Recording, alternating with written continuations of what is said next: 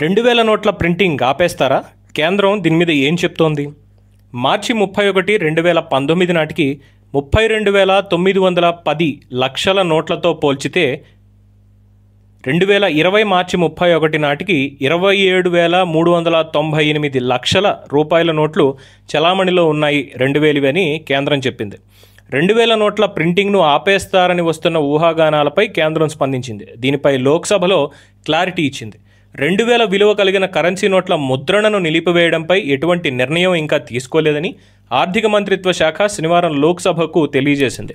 ప్రజల లావాదేవీల డిమాండ్ను దృష్టిలో పెట్టుకుని దీనిపై ఆర్బీఐతో చర్చిస్తామని కేంద్ర ఆర్థిక శాఖ సహాయ మంత్రి అనురాగ్ ఠాకూర్ లిఖితపూర్వకంగా ఇచ్చిన సమాధానంలో పేర్కొన్నారు.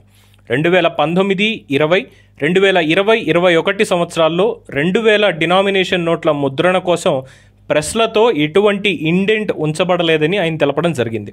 అయితే 2000 నోట్ల ముద్రణను నిలిపివేసే అంశంపై ప్రభుత్వం ఇంకా నిర్ణయం తీసుకోలేదని వెల్లడించారు. మార్చి 31, 2019 నాటికి 32,910 లక్షల 2000 నోట్లతో పోల్చితే 2020 మార్చి 31 నాటికి 27,398 లక్షల 2000 రూపాయల నోట్లు చలామణిలో ఉన్నాయని ఠాకూర్ తెలియజేయడం జరిగింది. ఇదిలా ఉంటే 2019, 20 సంవత్సరాల్లో 2000 విలువ కలిగిన కరెన్సీ నోట్లను ముద్రించలేదని ఆర్బీఐ వార్షిక నివేదికలో తెలిపింది. అసలు ఒక్క నోటు కూడా ప్రింట్ చేయలేదని తెలిపింది. ఇక గత కొన్నేళ్లుగా 2000 నోట్ల సర్క్యులేషన్ బాగా తగ్గిందని నివేదికలో ఆర్బీఐ పేర్కొంది.